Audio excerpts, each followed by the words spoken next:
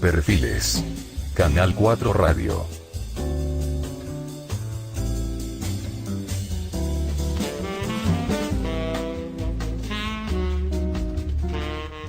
Buenas tardes a todos y todas. Una entrega más de nuestro programa Perfiles. Seguimos sin Federico, sigue por el Caribe, supongo que en circunstancias mejores que nosotros. También se ha bajado del barco momentáneamente Gustavo Balta. En cualquier caso, tiramos para adelante y como quiera, que el cerebro del programa es nuestro Pau Borràs, el que hace verdaderamente... El realizador, sí, sí. El que nos dirige y procura que todos nos portemos bien y este programa pueda salir adelante, ahí en controles. Buenas tardes a Fran Dalmao Reyes. Buenas tardes. Ainhoa Baraja, buenas tardes. Buenas tardes. Miquel Palou Bosch. Muy buenas tardes. Espero haber pronunciado sus apellidos catalanes o mallorquines. Ahora no empecemos. Pues con parece eso. que estés pasando. La cuestión es que la H es muda. La cuestión es que la H es muda. Está bien, Bueno. dejémoslo. Francisco Cerveto. Buenas tardes a todo el mundo, a quienes están en la mesa y a quienes nos escuchan y nos ven.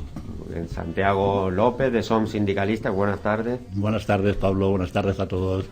Y hoy con nosotros tenemos el placer de estar con Francisco Torres García, al cual le damos las buenas tardes. Hola, buenas tardes a todos. Francisco Torres García, me vais a permitir que haga una breve introducción. Es historiador, articulista, catedrático de instituto. Para mí es el hito más significativo, lo que tienen los docentes para con nuestros menores y el futuro de nuestras generaciones. Profesor, de enseñanza secundaria, licenciado en Letras por la Universidad de Murcia, en la División de Geografía e Historia, especialista en la historia de la División Azul, y ha centrado su investigación en las etapas más recientes de la España contemporánea. Apasionado del cine también, ha dedicado algunos trabajos a dicha temática, publicado numerosos artículos, sin duda, en revistas de divulgación e investigación histórica, a modo de ejemplo, como por ejemplo en Aporte, Historia 16, Historia y Vida o Clio, participando en multitud de congresos, con ponencias, comunicaciones, y como analista político es habitual encontrar sus artículos en cabeceras como La Nación, Fuerza Nueva, Diario Ya, Sierra Norte Digital, Historia en Libertad. Buenas tardes, Francisco. Hola, buenas. Me ha sacado los colores en esa lista. Bueno, te lo mereces, el bagaje. Bueno, esos son, te los piden y tú escribes. En concreto, hoy vamos a partir con la entrevista pues sobre tu reciente libro, La vida por José Antonio. ¿Te podrías tú hacer un autoprólogo? Un autoprólogo muy breve para no aburrir. Bueno, esto es un libro que, digamos, es de esas cosas que se quedan siempre en la historia. Hay grandes personajes, independientemente de la calificación que cada uno le pueda dar, pero era la historia de una serie de jóvenes que en Alicante, en noviembre de 1936, van a ser asesinados, uno físicamente con José Antonio cuando es fusilado, y otros porque habían intentado antes a ir liberarle en julio de 1936, y otros porque son asesinados por la misma razón en noviembre, ¿no? Este conjunto de historias de lo que sucede en el Alicante de esos momentos, un momento clave de la historia de España, con los cambios de gobierno que habían habido en la zona republicana, con, digamos, el ascenso definitivo de Franco al poder, y en esa parte yo quería rescatar, me han interesado mucho la historia de las personas, ¿no?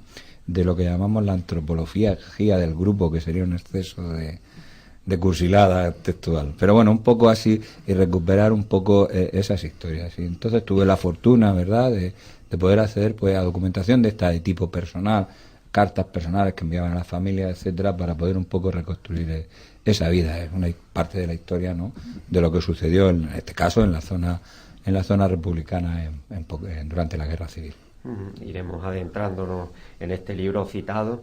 Fran Dalmao, que has tenido el placer y la consideración de traer a nuestro invitado de hoy. El libro es eso, está visto desde la perspectiva pues de falangistas, bueno, que en su día, cuando José Antonio fue trasladado de Madrid a Alicante, un poco la historia también de los principios de Falange en Alicante, en los diferentes pueblos, y de cómo, bueno, al principio la Falange tampoco tenía mucho peso y luego, bueno, de otros partidos se juntaron, sobre todo a partir de ganar el Frente Popular, como tú pones, en el 36. Y lo interesante es también cómo desarrollas el libro sin ningún tipo de tapujo, porque también hablas del complot que hay para liberar a José Antonio, del general Mola, o sea que tampoco escondes esa parte de que te pueden, o sea que expones las cartas, quiero decir, o sea que no escondes que que el general Mola cuando iba a ver el alzamiento y tal, pues que hay esas misivas entre la UME y todo eso, o sea que se dice, pienso yo, la verdad en ese tema, ¿no? O sea que a lo mejor al ser un escritor que habla de José Antonio y de sus camaradas, o sea, eso lo podría omitir, porque al fin y al cabo, bueno, está ahí y se dice, o sea que hay esa relación entre la UME, el general Mola, y cómo hay esas misivas para intentar liberar a José Antonio de la cárcel, a José Antonio y su hermano. Sí, bueno, el libro tiene en esto de la historia contemporánea hay lo que yo llamo entre los historiadores la alergia al archivo, ¿verdad? Moverse a abrir cajas de papeles suele ser bastante problemático y se fían más de en fin, lo que es la memoria personal o los relatos que uno ha hecho, pero los relatos, sobre todo cuando alguien ya tiene cierto peso, ¿no? Ha tenido cierto peso, casi siempre, en fin, la historia se va adecuando con el paso del tiempo y en ese sentido era de lo que yo quería huir. Y bueno, también esta parte de que a veces no se saca, como tú bien has dicho, de la historia ayer. Y un poco era esa historia. Hay una cosa curiosa, ¿no? Que es lo que trata el libro, en definitiva, es de una serie de jóvenes, en el caso de Alicante. Bueno, esto también se ha comprobado en Andalucía, en algunos estudios que han hecho historiadores de muy diversas tendencias ideológicas, ¿verdad? En el cual pues te das cuenta que aparte del mito o del cliché de la falange de los señoritos, que también existió, pues había una importante falange de carácter agrario, vamos a llamarla así. También es cierto, en la época la mayor parte de la gente se dedicaba a la agricultura. Y en este caso, en el de Alicante, pues casi todos los que salen ahí, casi todos son jornaleros, gente que trabajaba en el cáñamo, el esparto, que son, en fin, es un trabajo bastante duro. Ahora la gente no sabe qué es eso de arrancar el cáñamo, ponerse, ¿verdad? Y estos se hicieron falangistas y son los que van a intentar ir a rescatarle en un número considerable, eran unos 400 y aproximadamente, pues esto es una cosa que se sale un poco del cliché. Hay muchas cosas en el libro que se salen del cliché habitual, ¿no? A mí me gusta ir a la realidad, el estudio estadístico y demás. Pero bueno, hablamos tranquilamente, porque si no yo hablo mucho, así cuando queráis me cortáis. Ahora Sí. el señor Palou te va a cortar con respeto. Sí, no, con todo respeto a usted. A mis compañeros con una crítica rotunda, porque claro, no sabía yo que tenía que venir usted, ni el libro, y claro, y yo no tengo preguntas específicas sobre el libro, no me lo he leído ni mejor. Pero bueno, de todas maneras, ya que es profesor, ¿no?, de bachillerato, sí que hay una pregunta que le hubiera hecho a cualquier profesor, ¿no?, de historia. Si en el programa oficial, o cómo encaja usted sus conocimientos en cuanto a esto. Esto entiendo que es historia de España, pertenece a una parte de historia de España, si no él como persona, José Antonio, pues sí, su movimiento. Entonces, ¿usted puede enseñar esto? Quiero decir, o el programa de la historia contemporánea española plantea todo lo que es esa época, desde el 1929 aproximadamente hasta 1975-76. Sí, bueno, se explica cómo... de forma muy breve, porque claro, en realidad pues José Antonio fue lo que fue, quiero decir, fue sobredimensionado después, como todo el mundo que tenga cierta edad sabe, pero en realidad en la República pues su papel fue muy pequeñito, es decir, en los libros de historia, en un libro de escolares, ¿no?, por ejemplo, de bachillerato, pues ocupa un papel muy pequeño. Entonces, en ese sentido, es una cosa muy genérica, esto ya es una cosa más específica. Pero vamos, los programas de historia, aunque varían, depende de las comunidades autónomas, ¿verdad?, quiero decir que incluyen todas estas cuestiones. de forma más amplia o menos, ya eso puede estar a juicio del profesor.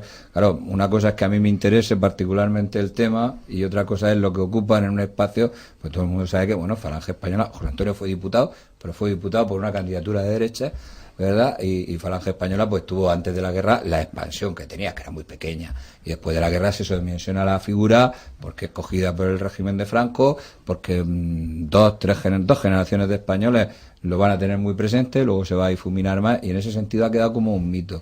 Bueno, sí, como parte del mito, porque además, claro, luego te salen en las fotografías y los alumnos son bastante, como diríamos, receptivos a la imagen más que al texto. Y cualquier reportaje de televisión, cualquier cosa que aparece, suele aparecer gente vestida de falangista, desfilando estas cosas y siempre preguntan, ¿no? En ese sentido, sí, pero yo creo que actualmente no hay ningún problema para enseñar cualquier cosa de que está comprendido dentro de la historia de España.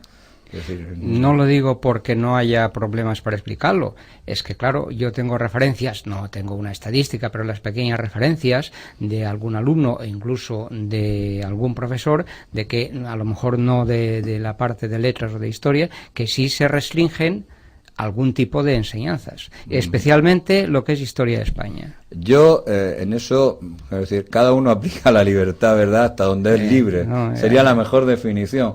Uno que cree en la libertad de cátedra, la libertad, no tiene ningún problema para explicar esto, la Unión Soviética o lo que le corresponda. Hay otra gente que entiendo que tiene cierta resquemor o prefiere quedarse alguien o huye de la polémica. Yo creo que en historia lo que hay que hacer es poner las cosas de la manera... A mí no me gusta el término objetivo, sino ecuánime, ¿verdad? Poner las cosas y que uno... Porque la objetividad absoluta no existe, porque cada uno tiene su corazoncito, ¿verdad? Pero sí del modo ecuánime y por lo tanto... que el alumno que tiene los textos puede comprender, aspire a comprender. Hay un defecto, y lamentablemente esto está sucediendo actualmente, que es que todo el mundo se puede erigir en una especie de juez sobre lo que hicieron los de atrás, si estuvo mal, una especie de carga moral, ¿no? Mal, bien, etcétera, y que eso no te lo puedes separar de las personas. Pero yo creo que cuando alguien se acerca a la historia tiene que un poco superar esta cuestión de la carga moral y ponerse en el tiempo. Si no vale juzgar. Yo muchas veces digo, sí, nosotros seremos muy brutos, pero los de la Edad Media se mataban a espadazos los dos y nosotros tiramos una bomba y nos cargamos a la Intemerata. Quiero decir, no sé quién es más bruto, para que el oyente me entienda. Y yo creo que en ese sentido sí. Pero también creo que las leyes son las leyes. Yo creo que estamos en un país donde existe la libertad de expresión. Naturalmente puedes tener algún problema, pero para eso están los tribunales después. Pero la última pregunta muy concreta, es decir, usted no tiene ningún problema con lo que es el programa oficial de la autoridad de la enseñanza. El programa es bastante genérico, vamos a llamarlo así. Y tiene posibilidad de enseñar suficientemente. Pues muy bien, muchas gracias. Yo, Francisco, siguiendo por los derroteros en los que nos encontramos, a mí me gustaría preguntarte, como docente, ¿dónde estaría la frontera entre libertad de cátedra y adoctrinamiento? Ahora que está tan en boga el respecto de los docentes catalanes para con los educandos y... Sí, eso está. La diferencia es fundamental. Está entre la exposición, uno expone fríamente lo que piensa, pues, no sé, por ponerme un ejemplo lo más raro posible, a la Inquisición, ¿verdad? Este era el proceso y tú ya tienes la madurez para entenderlo. Otra cosa es que dice, no, a mí me gusta porque... No, ahí es donde viene la propaganda. Y esto era lo bueno, ahí es donde viene la propaganda y el adoctrinamiento, sería la diferencia. Hombre, y la utilización, claro, porque claro, si uno lo hace para utilizar a unas personas y que hagan fin lo que tú quieras, pues naturalmente eso es adoctrinamiento. Yo creo que la exposición de un programa, sea el que sea, digo con toda libertad, quiero decir, creo que la exposición objetiva, esto es lo que uno defiende y luego tú decides, ¿verdad? Sería, ahora, si tú haces la carga diciendo esto es lo bueno y lo buenísimo, lo maravilloso, y además haces la anticarga de lo que del contrario es, en fin, lo malo, pues ahí ya entramos en el terreno del adoctrinamiento. Ese es mi punto de vista. Seguimos con Francisco Torres García y ahora le damos pie de nuevo a Fran Dalmau. Sí, yo una pregunta que tenía que además va relacionada con nuestro sindicalista, la que hablábamos antes o sea, porque en Alicante había el sindicato de oficios varios nacional sindicalista, dirigido por un tal Francisco Parra. Sí. Y bueno, al estar leyendo en el programa que saca del sindicato, de zona del Levante, se hace una referencia o se pone como ejemplo, hablando del campo, los sindicatos en California, por ejemplo. Sí. Luego en los pueblos rurales, pues se dice que que ahora es el momento de actuar, de recuperar la gente de las ciudades porque el campo ha envejecido, para traerlos otra vez que volvieran al campo. Y entonces allí dice, es necesario rehacerlos, reconstruirlos, es necesario emprender una gran cruzada nacional con este fin, y solo se podrá conseguir la realización de esta reconstrucción cuando al mismo tiempo se desarrolle nuestro plan agrario. Hoy existen elementos para cambiar su fisonomía, no sé qué, y aquí y empieza a decir que como son las carreteras, el automóvil, el cine, la radio, etcétera, etcétera. Un pueblo tipo según nuestra manera de sentir la vida en nuestra aspiración tal. Una iglesia, el ayuntamiento, silos y almacenes sindicales, agua potable, piscina, cine, radio, estatificados y controlados por el Estado, escuelas, centros de reunión, bibliotecas, frigoríficos municipales, etcétera.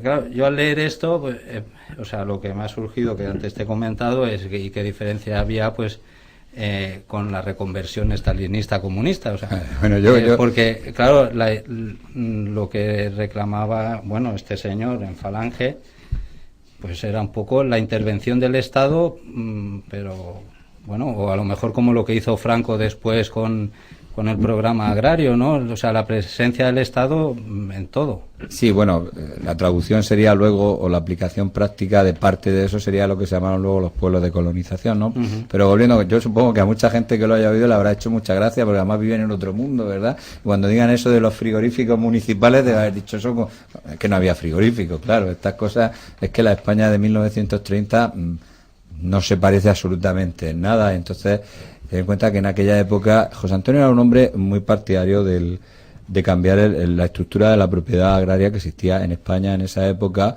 y naturalmente cuando el 60% de la población se dedica a la agricultura era lógico ese desarrollo.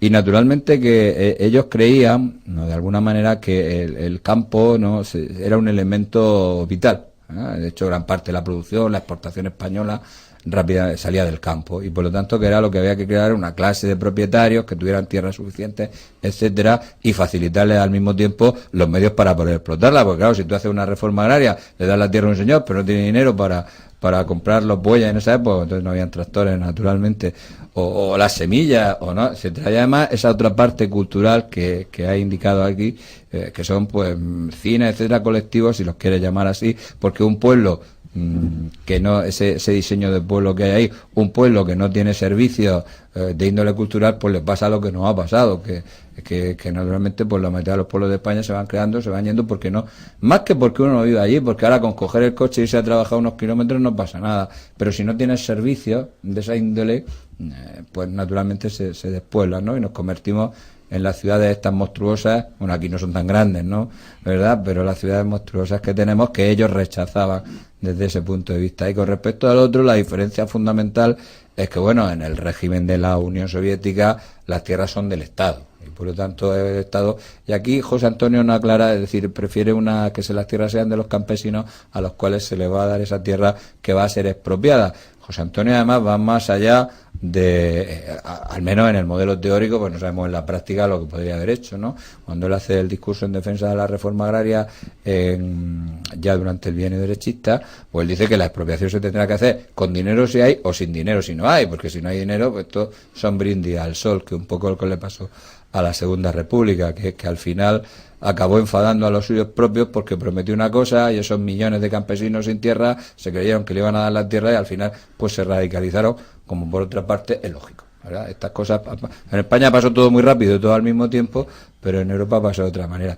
Esa es la diferencia, que no las tierras no van a ser del Estado, sino que el Estado, como dice ahí, va a ayudar a esos campesinos. Eso se hizo después un poco en los pueblos de colonización. Bueno, ahora vamos a hacer un paréntesis para publicidad, y a continuación seguimos con este interesante, atractivo entrevistado, y le daremos paso a nuestro contertulio Santiago López para que pueda preguntarle a Francisco.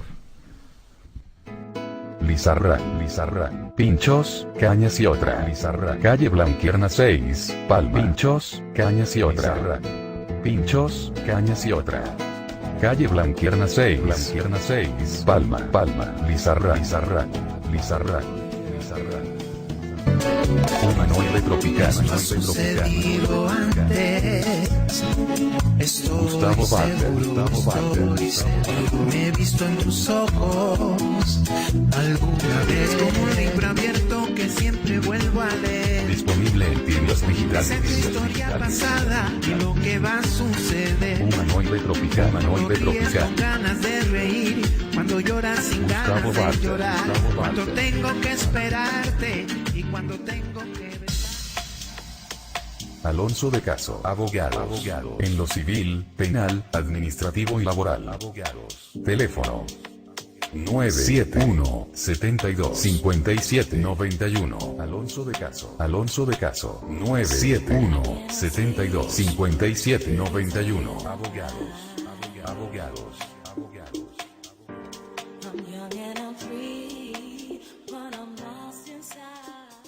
Contrata a un detective.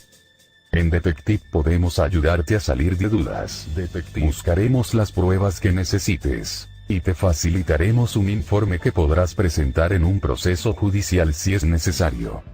Contrata a un detective.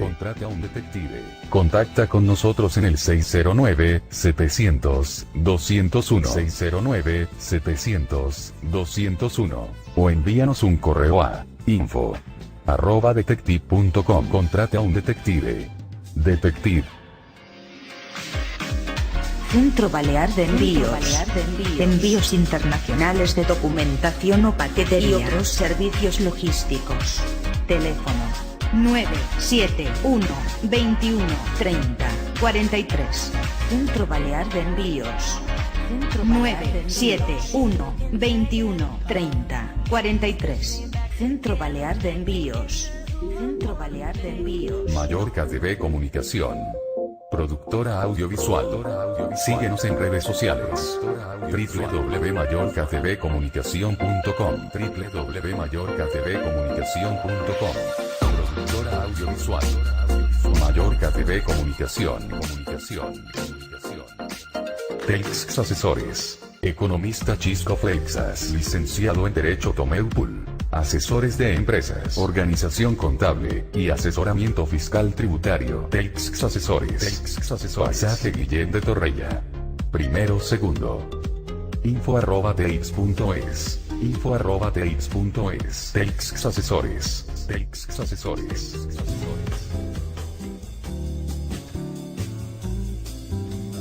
Perfiles.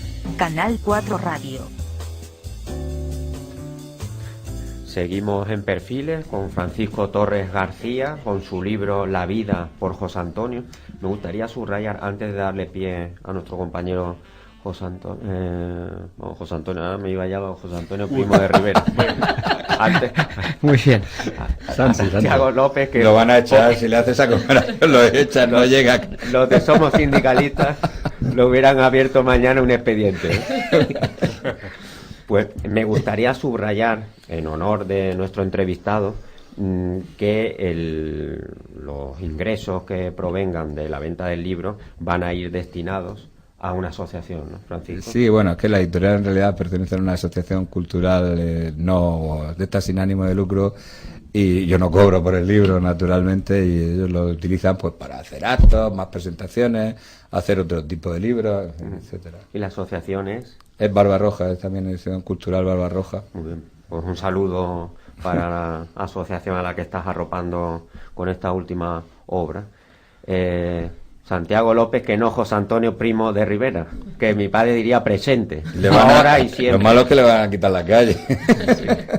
No, yo lo que quería decir es que, claro, la mirada que yo tengo hacia esa etapa de la historia no es una mirada, es una mirada partidista, en el sentido de que yo la hago desde unas convicciones profundamente republicanas, ¿no? De que yo particularmente pues pienso que los valores de libertad, justicia y fraternidad son los valores que deben de prevalecer en una comunidad de individuos libres e iguales, ¿no? Y independientemente de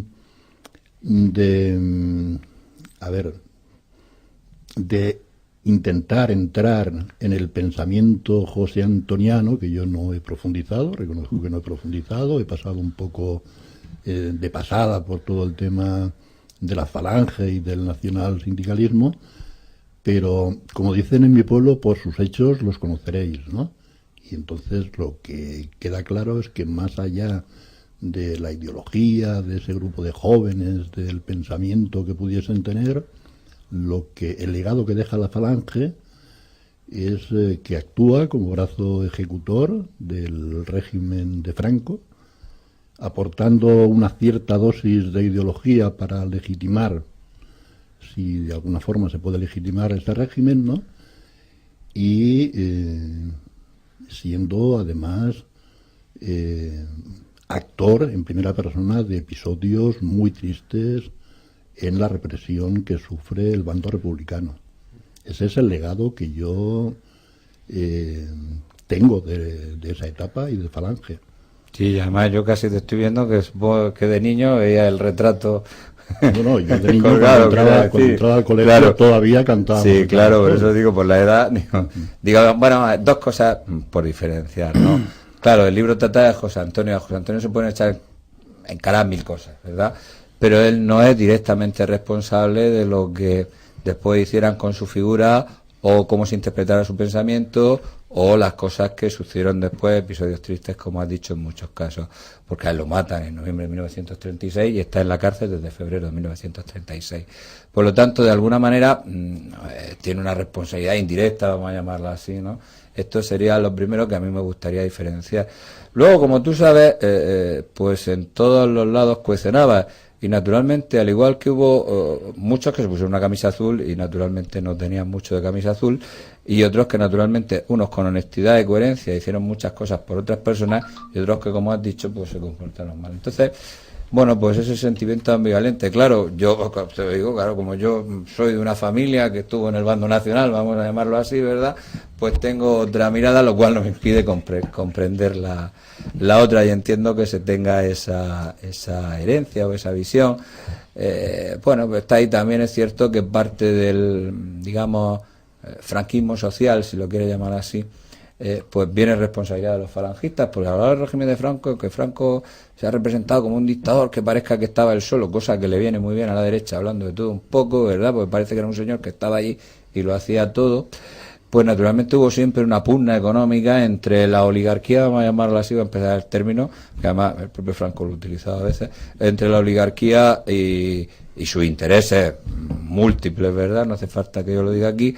Y naturalmente el otro sector que abogaba por ese Estado social y que estuvieron en pugna permanente. En fin, yo no digo mucho, pero cuando me preguntan estas cosas digo, sí, mire usted, el despido antes de la muerte de Franco, establecido por la ley de los convenios colectivos, eran de 60 días por despido y ahora va a ser 33, ¿no? En fin, hay una diferencia entre una cosa y otra.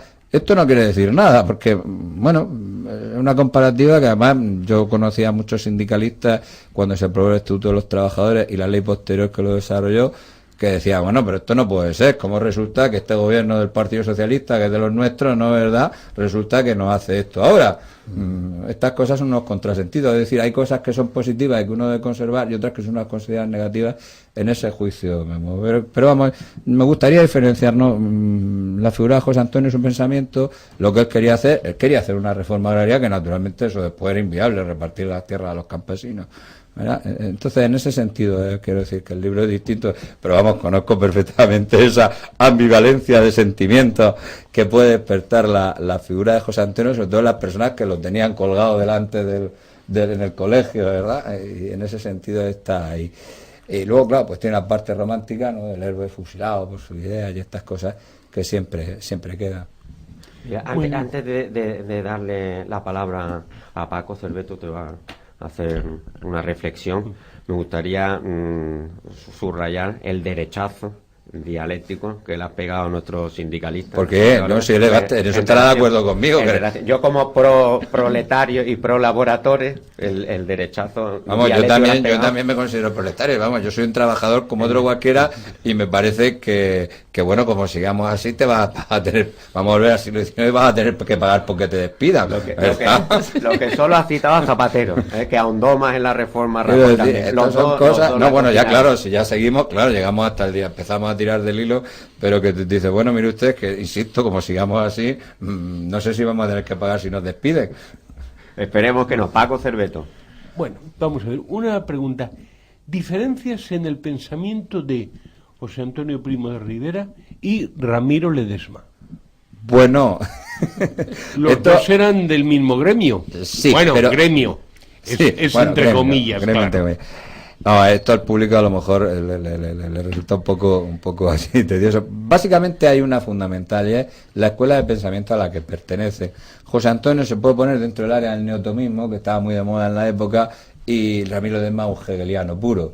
Claro, el valor del Estado es distinto, todos los valores son del Estado. O sea, digamos, para que el público me entienda, Ramiro Ledesma Ramos era mucho más partidario del fascismo, tal como se concebía en los años 30, vamos a ponerlo así. José Antonio era un hombre que al final difiere, ¿no?, de la aplicación del fascismo. Venía a ser un poco tal como se concebía en los años 30, porque claro, es que cuando uno utiliza las palabras tiene que citarlas, pues todos murieron y por lo tanto no sabemos después. Esas podían ser las diferencias más. Otro dice que si uno era más revolucionario que el otro, que sí. Yo creo que las diferencias vienen de la educación, que uno es un hegeliano puro, discípulo ha seguido Ortega y todas estas cosas, y el otro un neotomista bastante dentro de la escuela de Keynes y la ratificación del modelo de la democracia frente a Smith. En fin, una pugna bastante larga. De ahí las contradicciones que tiene José Antonio, que en Ledesma no, en el pensamiento de Ledesma no hay contradicciones, es una cosa estructurada, etcétera. Pero bueno, esto son ya cosas casi de filósofo, ¿verdad? Francisco, antes de darle pie a nuestra compañera... Sí, porque solo hay una, la está imaginando. Esto es un programa un poco machista. Esto es lo que nos censuran viernes tras viernes, las pocas féminas que representan en el programa. Mira, preguntarte sobre una cuestión. ¿Pudo Francisco Franco impedir el asesinato, la muerte de José Antonio? No pudo. Vamos a ver, un señor que está... Vamos a ver, esto hay una cosa... Luego están los intereses políticos, cómo se cuenta la historia, etcétera. Vamos a ver, un señor de la entidad de José Antonio, bueno, aunque no fuera responsable directo, pero en noviembre de 1936 la falange había crecido como la espuma, en fin, era el único que tenían preso en la zona republicana. No lo iban a dejar salir de allí, esto no era posible, es lo mismo que si hubieran cogido a Largo Caballero y estuviera en la zona nacional, o sea, hubiera sido lo mismo. Hubo muchos intentos de rescate, en otro libro yo, en fin, he trabajado sobre esa cuestión, incluso con el soborno y demás, pero al final estas cosas, hay una serie de casualidades que la impiden. Los historiadores que suelen decir estas cosas de que Franco no hizo todo lo posible, lo hacen falsificando la verdad, y me explico. Hay un informe alemán que ellos conocen perfectamente, porque además lo citan, ¿verdad?, del 4 de noviembre de 1936, a José Antonio empiezan a juzgarlo el 12 o el 14 de noviembre, no recuerdo ahora mismo, y lo ejecutan el 20. Hay un informe del 4 de noviembre en el cual hay un dinero que se ha mandado a Alicante, en total son 4 millones de pesetas, una burrada en pesetas actuales, o en euros actuales, y entonces han fracasado los intentos anteriores, y entonces el último momento Franco personalmente, el único que hace Franco personalmente, todos los demás se le han pedido y él lo ha autorizado. Ofrece ese dinero y la vida de Graciano Antuña. Graciano Antuña era un diputado que hoy, pues el PSOE tiene una serie de problemillas con quién reivindica, con quién no, ¿verdad?, según les guste, y Graciano Antuña era un personaje importante, había sido uno de los líderes de verdad, porque claro, hay líderes que son líderes atrás y hay líderes que son líderes delante, y Graciano Antuña había estado en la Revolución de Asturias del 34 delante, no había estado en el despacho del ministerio, bueno, no estaba en el ministerio, en el despacho de la sede donde estuviera, y naturalmente ha jugado, después puesto en libertad, el diputado que queda en la zona nacional y está preso, y ofrece el cambio por Graciano Antuña, que era un personaje en ese momento más importante que lo que podía ser José Antonio, ¿no?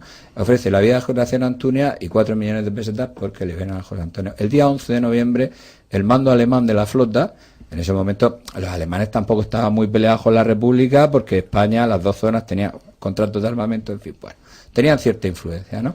hay una negociación y el mando de la flota que está en Alicante transmite a Salamanca que sí, que las negociaciones van muy bien, que no hay que preocuparse y que naturalmente creen que mediante el soborno José Antonio podrá salir de allí, solo que en vez de salir en un barco alemán lo harán en un barco inglés. Entonces empieza el juicio y claro, eso ya no sigue adelante. Sin embargo, hay una cosa que yo revelo, en este libro lo menciono en el anterior también, porque no es la documentación hecha desde la zona nacional, sino el juez Federico Junto Ferrán, que es el encargado, en fin, de la instrucción del sumario y demás, que está en la prisión de Alicante, cuando le van a fusilar, testimonia la noche antes que hay un ofrecimiento de 4 millones de pesetas, de 1 millón de pesetas en oro a la guardia de asalto para que cuando lo saquen, porque no se fusilaba, estas cosas no se fusilaba en la cárcel, te llevaban al cementerio o a cualquier otro sitio, normalmente al cementerio, luego estaban los encontrados, pero esto era siempre al cementerio en Alicante.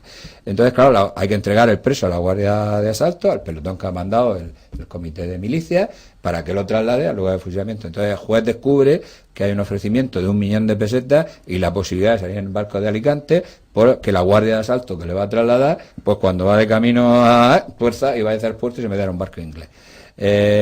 Bueno, el juez lo descubre, naturalmente, y por eso se le fusila en la prisión, y por eso es sustituida la guardia de asalto que forma el piquete original, que se queda detrás, por un piquete de milicianos. Hay una cosa curiosa, ¿no? Hay gente que es muy, ¿cómo diríamos? Yo no voy a llamar rencorosa, o que todo lo interpreta en el lado exagerado, ¿no? Los 4 chicos anarquistas, digo chicos, no eran muy mayores, que vigilaban a José Antonio desde hacía un mes, lo habían puesto allí para que no se escapara y tal. Hombre, habían experimentado, según yo tengo los testimonios, una cierta... Porque estas 4 personas, 4 meses al lado de un señor, que además tenía cierto encanto personal y demás, pues y de pronto que te llamen por la noche a las 4 de la mañana, que fue la llamada del jefe del Comité de Prevención de Homicidios, y dice: oiga ustedes, no se lo entregan a la guardia de asalto, forma tú el piquete. Era Guillermo Toscano, el señor que estaba allí, además se habían escapado del frente, era un buen puesto, vamos a entenderlo, en vez de estar en el frente estaba vigilando a José Antonio. Forma un piquete con los otros 4 y algunos más para fusilarlo. Yo creo que en esa noche a estas personas se les debió caer el mundo de encima. Hay un testimonio muy bonito que no lo he encontrado para este libro, porque lo mismo que en España no se difundió mucho, primero por el problema del papel, ¿verdad? A veces cuando dicen la censura, no, mire usted que los periódicos, había un problema de papel en la zona republicana y en la zona nacional, con lo cual los periódicos pues tenían que dividir muy bien las noticias, hay muy poquitas noticias, pero en la prensa extranjera, sobre todo francesa y de Argentina y algunos países que tenían todo ahí, sí que salió de forma amplia reportaje. Y hay un testimonio bonito que viene a coincidir con uno de los reservados de la documentación, en el cual cuando él va a salir hay un miliciano, que yo supongo que es el mismo que luego tira el fusil, que le dice camarada José Antonio, y no es que lo dice apóyate en mí, pero es muy blanco, apóyate en mí para eso, ¿no? Y es uno de los que luego le van o le tienen que fusilar, ¿no? Estas cosas son las que a mí me interesaban destacar, ¿no? Por encima a veces del odio, pues quiero decir, estuvo la posibilidad casi hasta el último momento. Incluso yo tengo el testimonio del capitán, que supongo que era el que iban a sobornar, ¿no? Era un dineral en la época, 1 millón de pesetas en la época era un dineral. Cualquier muerte, en cualquier caso, es deleznable, al igual que lo sintieran aquellos 4 anarquistas que estaban... Te toca a ti, ¿no? Usted ahora le tiene que fusilar, pero yo no he fusilado a nadie en mi vida, ¿verdad? Una guerra entre hermanos, ¿no? Pues nadie la quiere. Ainhoa. Bueno, yo creo que en esto que estabais comentando de los 4 jovencitos anarquistas que le estaban custodiando, hay que hacer una reflexión, ¿no? Que una cosa es el respeto que siempre tenemos que tener hacia las personas y otra cosa es hacia las opiniones, ¿no? Yo creo que es normal que se creara un vínculo entre el encarcelado y los guardianes, ¿no? Y en esa época de incertidumbres, que no sabían qué iba a pasar, son 4 chicos que de repente los habían puesto allí, pues bueno, yo creo que siempre prima la parte personal sobre la cuestión idearia. Pero a mí me gustaría volver a lo que planteaba Santi y un poco el zasca que le ha dado aquí el compañero. Ha estado muy agudo, ¿eh? Sí, ha sido muy agudo, sí, ha sido muy interesante, ¿no? Es verdad que la parte planteada por José Antonio y después seguramente desarrollada por la Falange durante el régimen de Franco planteaba aspectos sociales que si hoy en día los leyéramos seguramente nos tildarían a todos de radicales, izquierdistas, comunistas. ¿Qué ha sido de la Falange? ¿Cómo ha llegado hacia esos derroteros en los que hoy seguramente no se defiende lo mismo? Bueno, ellos, o sea, esto fue en parte obra de un ministro, o de 2 ministros o 3, en el área que les correspondió durante el régimen de Franco, básicamente de José Antonio Girón de Velasco. Y formaba parte de una serie, en los años 30 aparece lo que se puede llamar, vamos a llamarlo el constitucionalismo social o la idea del Estado social, ¿no? Eso es algo que aparece en los años 30 y que son una serie de reivindicaciones, vamos a llamarlo así, que aparecen tanto hacia la izquierda revolucionaria, porque la socialdemocracia entonces no era una cosa así que estuviera muy bien vista, ¿verdad? Pero también aparecen en el otro lado, ¿verdad? Y ahí van a confluir. Si uno coge, por ejemplo, la Constitución de la Segunda República, es la primera que de alguna manera en España incluye aspectos del constitucionalismo social.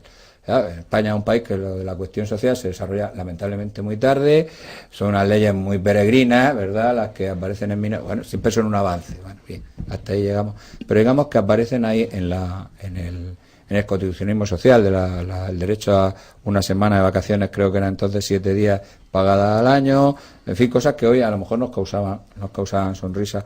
Y naturalmente son también asumidas por esta parte de la Falange, o de los falangistas, mejor dicho, y luego se incorporan dentro del régimen de Franco porque es el área en que ellos van a encauzar esta realidad. Y en ese sentido eran bastante, vamos a llamarlo hoy, radicales con respecto a algunos elementos que forman parte de ese Estado social, porque el Estado del Bienestar es algo que surge justo después y todavía no está muy precisado, ¿no? Estas cuestiones de la vivienda, etcétera, porque entienden que lo fundamental es elevar la vida o el nivel de vida o dar una a los trabajadores, que son la inmensa mayoría en España, y concretamente a los del mundo agrario, y eso después lo siguen manteniendo. De hecho, bueno, había habido un trasvase de algunos militantes, claro, esto es un partido muy pequeñito, que venían del comunismo, del anarquismo, y se pasan a la Falange, y luego al dando del tiempo, en los años 60, hay muchos falangistas que van a evolucionar, es decir, los fundadores de comisiones obreras, algunos son falangistas, quiero decir, están dentro de la organización sindical, quiero decir, ese conjunto de ideas que luego se plasma. Claro, la diferencia es que, bueno, pues Franco al final ordena y manda, ¿verdad? Y si Franco decía que era por aquí, y contra eso se chocaba. Y en ese sentido mantuvo ese tipo de leyes, pese a que le presionaron bastante para retirarlas. Yo siempre pongo un ejemplo, es decir, que además al final es lo mismo, le puedes cambiar los nombres. Los falangistas utilizaban el término del salario familiar, ¿verdad? El salario familiar se componía del salario real que les paga un trabajador, de la parte correspondiente al beneficio obtenido por ese trabajo y de lo que hoy se llama el salario social indirecto, es decir, aquello que le dan como subsidio. Se puso en marcha aquello de los subsidios familiares, luego los pluses, todas estas cosas familiares que estaban vigentes hasta 1984. Me parece que están vigentes. Concretamente, por ejemplo, aquello de que le daban 2.500 pesetas, creo recordar que era la última cifra, cuando se tenía un hijo, te van otras 2.500 cuando te casabas, esas son libres, se llamaban ese tipo de ayuda, y luego un tanto por cada número de hijos. Esto insensatamente pues lo quitó el señor Felipe González de la legislación, con la protesta naturalmente de muchos sindicalistas, porque al final se lo quitabas porque eso tenía unos baremos y dependía de tu nivel de renta que te lo concedieran o no. Al final privaba de ese, en fin, a salario indirecto social que ahora llamamos a todas las personas. Luego Zapatero lo volvió a poner, a mi juicio mal, porque no se puede poner eso de 2.500 pesetas para todo el mundo, no, tendrá que ponerla a usted para que las necesita, y además si es un nivel más grande, porque a un señor que rico le da 2.500 pesetas y se va a tomarse una gamba. Es decir, es que no tiene, no me acuerdo cuánto era el cheque bebé, o 2.500 euros. 2.500. Sí, venía a ser lo mismo, pero en euros. Estas son las cosas que uno entiende que son progresos, objetivos, no tienen nada que ver, bueno, pues lo ha puesto este señor, pues después siguen y que se han ido perdiendo. Y eso es lo que a veces muchas personas, pues en los años 80, los que vimos en los años 80, mucha gente decía que con Franco se vivía mejor. Depende, pero claro, es que como él había perdido de la noche a la mañana esa especie de salarios, pues era normal que se sintiera perjudicado. Pero esto no es que lo dijera yo, también lo decían los de Comisión Obrera. Oiga, es que estamos perdiendo aquí, aquí nos están engañando, ¿verdad? Francisco, has dicho anteriormente que Franco mandaba, pues más manda la publicidad, Pau, que nos va ahora a introducir, y más manda, si cabe, mi suegra.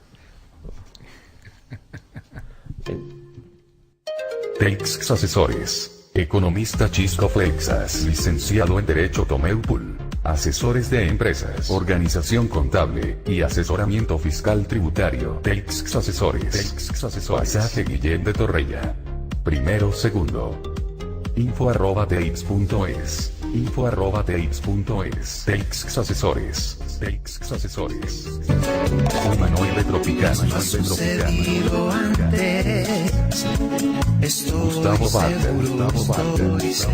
Me he visto en tus ojos alguna vez como un libro abierto que siempre vuelvo a leer. Disponible en tiendas digitales. Es tu historia pasada y lo que va a suceder. Humanoide tropical. Humanoide Ríes con tropical. ganas de reír, cuando lloras sin ganas de llorar, cuando tengo que esperarte y cuando tengo que besar. Contrata a un detective. En Detective podemos ayudarte a salir de dudas. Detective. Buscaremos las pruebas que necesites. Y te facilitaremos un informe que podrás presentar en un proceso judicial si es necesario. Contrata a un detective. Contrata a un detective. Contacta con nosotros en el 609-700-201. 609-700-201. O envíanos un correo a info@detective.com. Contrata a un detective. Detective. Centro Balear de Envíos. Envíos internacionales de documentación o paquetería y otros servicios logísticos. Teléfono 971 21 30 43. Centro Balear de Envíos. 971 21 30 43. Centro Balear de Envíos. Centro Balear de Envíos. Alonso de Caso. Abogados. En lo civil, penal, administrativo y laboral. Abogados. Teléfono 971 72 57 91. Alonso de Caso. Alonso de Caso. 971 72 57 91. Abogados. Abogados.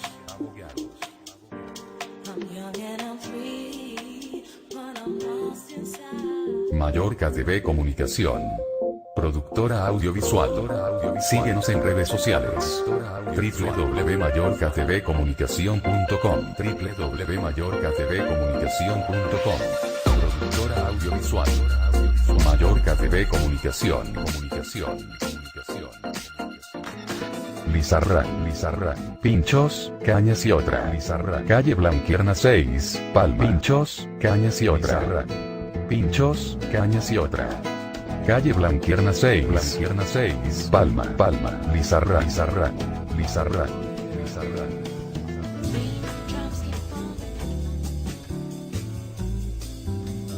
Perfiles. Canal 4 Radio. Seguimos departiendo con Francisco Torres García y su última obra literaria, La vida, por José Antonio. Ahora Miguel Palou. Sí, yo quería hacer un comentario y luego una preguntita. Es que a mí me llama mucho la atención cuando hablan de cuestiones personales o microsociales y luego lo que es ya un ente determinado, lo que es la sociedad, o que es, puesto que entra en colisión muchas veces, y en este caso del ejemplo de los que tenían que matar a Primo de Rivera, pues unos hechos humanos, microsociales, personas en realidad, y luego por otra parte, pues frente a unas directrices macrosociales. Y bueno, es la tesis que yo mantengo siempre, y soy repetitivo, en el mal que puede hacer muchas veces la sociedad frente a los individuos. Y no he podido, he estado tentado a decir esto porque no he podido evitarlo. Y luego la pregunta, a ver si yo haría algún desastre desde el punto de vista intelectual si digo que Franco en realidad igual que José Antonio, eran antiburgueses y anticomunistas, lo que les creaba esto un conflicto en el cual no poder definirse bien. Y evidentemente Franco lo que tuvo es que tuvo que ceder a la oligarquía económica que en aquel momento mandaba, y desgraciadamente no tenía efectivamente la formación intelectual que José Primo de Rivera. Pero sería una barbaridad esto que digo. Yo lo he dicho, pero sin decirlo así, ¿verdad? Lo has dicho mejor que yo. Pero yo sí creo que existe esa contradicción. José Antonio, por razón obvia, ¿no? Porque él era un grande de España y aunque fuera una grandeza hecha a base de servicio al ejército en su familia, pero naturalmente yo creo que eso siempre le chocó. Es decir, hay una cosa que decía antes Ledesma, ¿no? Él no podía ser el líder del fascismo porque era un señorito burgués. Venía a decir, ¿no? Y yo creo que eso siempre le chocó, ese choque a él siempre. Y a Franco le pasa lo mismo. Franco es un militar hecho a sí mismo, que si tú repasas los discursos de guerra es bastante antioligárquico. Incluso los economistas estos que han revisado la historia económica, que naturalmente lo ponen mal, pero siempre dicen eso, que lo ponen mal porque naturalmente era una intervención y entonces pecado mortal para cualquier economista en la actualidad. Pero también dicen lo mismo, que él en el fondo era muy antioligárquico, pero naturalmente yo eso lo llamo las ataduras de la victoria. Es decir, la victoria tiene sus ataduras, es decir, el poder financiero, que claro, todo el mundo enseguida carga las tintas, como es fácil, pues la ayuda fue la de Hitler y Mussolini, cierta, pero los aviones de Hitler y las tanquetas de Mussolini, no se puede llamar tanque aquello, funcionan con gasolina, ¿verdad? Y la gasolina la pagaba gratis la Texaco, que no cobró nunca a Franco los portes de traer el petróleo desde Estados Unidos a la refinería de Cádiz, de Canarias, a Canarias. Es decir, nunca cobró los portes, solo cobró, y al crédito ya me los pagará. Y los coches Ford los puso la empresa Ford, los puso en el Ford. Es decir, que y la banca suiza le dio un préstamo a fondo casi perdido, y en libras esterlinas vino lo que no está escrito, porque mientras decían no sé qué, el poder financiero británico, que entonces era mucho más importante que el americano, naturalmente le apoyó. Y naturalmente la oligarquía española, que había empezado a salir corriendo en febrero del 36, pues le apoyó. Y ahora que vamos a hablar de Cataluña, la burguesía catalana sí que se exilia, pero se exilia de la zona republicana, y cuando llegan a Francia, los líderes de lo que hoy es el PDK, sería la mejor traducción, ¿qué es lo que hace? Montar un consorcio con Cambó, Ventura y tal, para recaudar dinero que va directamente a financiar a los nacionales, porque si no, ellos no tenían ni dinero ni tenían nada, todo eso se había quedado en la zona republicana.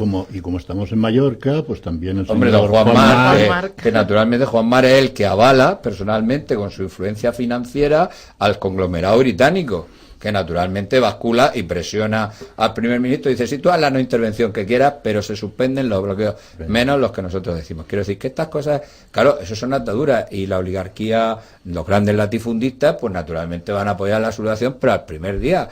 Y las masas de campesinos y los voluntarios, viene de ahí, de esas clases medias, y naturalmente eso le crea una atadura.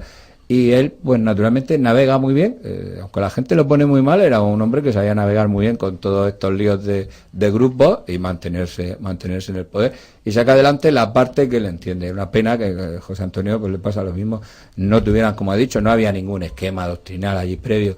Esa sería la solución. Yo creo que la historia se hubiera escrito de otra manera si José Antonio hubiera sobrevivido, porque personalmente era de otro talante, ¿no? Y en aquel mundo pues era muy complicado.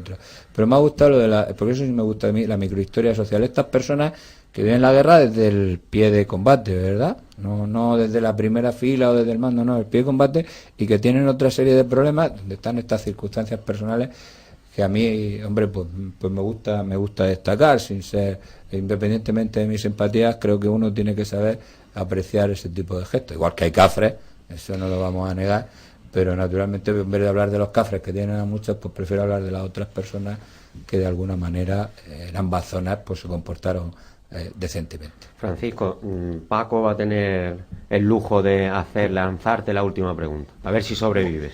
Bueno, vamos a ver. Según mis abuelos, que bueno, decían que ellos apoyaron el franquismo por la Iglesia, es decir, teocracia pura. Entonces yo oigo aquí de que hay unas clases que resulta que les interesa una cosa u otra, Pero, digamos, la información del pueblo, es decir, de los que cogen el fusil y se pelean, era unas motivaciones teocráticas.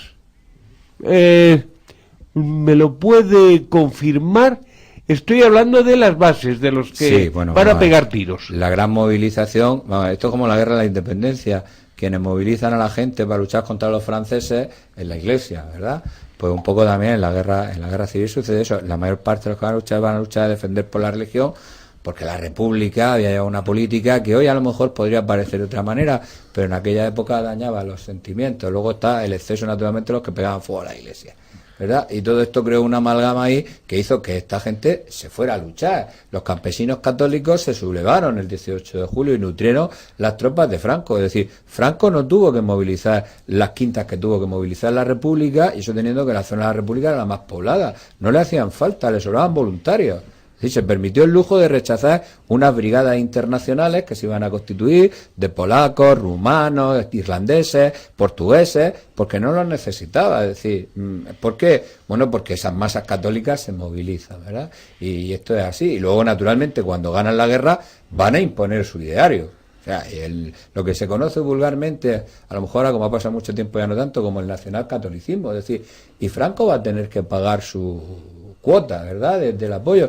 Por ejemplo, en el sector educativo es quizás el elemento más que se visualiza mejor, quizás porque los falangistas no tuvieran ningún tipo de proyecto específico, pero hasta los años 60 todo eso está en manos de la Iglesia, él la cede completamente, hay una educación pública muy reducida porque naturalmente no se interviene, y están los colegios religiosos que son de pago, ¿verdad? Porque esos conciertos se inventan mucho después. Y hasta mediados de los años 60, con los planes de desarrollo, no se invierte la cuestión y se apuesta por una enseñanza pública, de la que se desarrolla con la ley del 70. ¿Por qué? Porque se ha cedido, la Iglesia va a recatolizar, vamos a llamarlo así, España a través de la educación. Y naturalmente eso es uno de los pagos, porque ellos han ganado una guerra. Claro que aquí uno se pone, no, es que estas masas católicas han ganado una guerra y ahora vamos a hacerlo nosotros, ¿verdad? Igual que antes lo habían hecho los anteriores. Bueno, yo creo que eso, claro, ellos lo veían desde su punto de vista, estaban haciendo el bien. Luego seguiremos, Francisco, yo te voy a preguntar sobre la Iglesia también y sobre guerra y independencia, pero de la catalana. Es que esa parte, todavía no ha llegado a guerra. Bueno, esa parte de la Esperemos Iglesia que no vamos a ser Yugoslavia, que ha apoyado a la independencia, al proceso de declaración unilateral. Eso porque alguno quiere ser cardenal primado. Bueno, Francisco, te voy a despedir de forma simbólica porque vas a seguir, tenemos el placer de que sigas con nosotros y que participes en el resto de secciones. Gracias por haber presentado nuestro libro en nuestro programa Perfiles, La vida por José Antonio, de Francisco Torres García, y muchas gracias por habernos acompañado en el día de hoy. A vosotros por invitarme y aguantarme. Ahora nos vamos a ir a publicidad y después tendremos también el lujo, como un viernes más, de pasar a Línea Roja, la sección de nuestro compañero Paco Cerveto. Con la ayuda de Canal 4 Radio. En Menorca 90.3, Ibiza y Formentera 91.1 y Mallorca 88.4 y 89.0. Teixx Asesores. Economista Chisco Flexas, licenciado en Derecho Tomeupul. Asesores de empresas, organización contable y asesoramiento fiscal tributario. Teixx Asesores. Teixx Asesores. Pasaje Guillén de Torrella. Primero, segundo. info@teixx.es. info@teixx.es. Teixx Asesores. Teixx Asesores. Centro Balear de Envíos. Envíos internacionales de documentación o paquetería y otros servicios logísticos. Teléfono 971 21 30 43. Centro Balear de Envíos. 971 21 30 43. Centro Balear de Envíos. Centro Balear de Envíos. Humanoide Tropicana. Gustavo Walter. Me he visto en tus ojos alguna vez, como un libro abierto que siempre vuelvo a leer. Disponible en tiendas digitales. Esa es tu historia pasada y lo que va a suceder. Humanoide Tropicana. Cuando ríes con ganas de reír, cuando lloras sin ganas de llorar, cuando tengo que esperarte y cuando tengo que besar. Contrata a un detective. En Detective podemos ayudarte a salir de dudas. Buscaremos las pruebas que necesites. Y te facilitaremos un informe que podrás presentar en un proceso judicial si es necesario. Contrata a un detective. Contacta con nosotros en el 609-700-201. 609-700-201. O envíanos un correo a info@detective.com. Contrata a un detective. Detective Alonso de Caso, abogado. En lo civil, penal, administrativo y laboral. Teléfono 971-72-57-91. Alonso de Caso. 971-72-57-91. Abogados.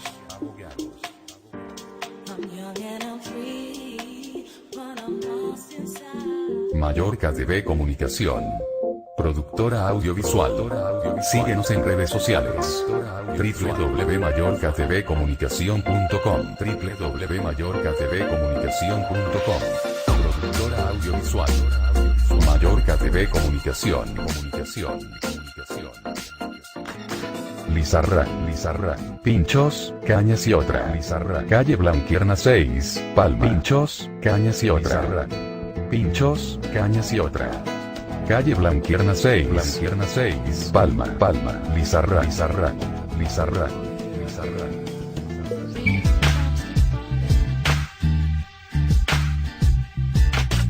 Sin líneas rojas. Paco Cerveto.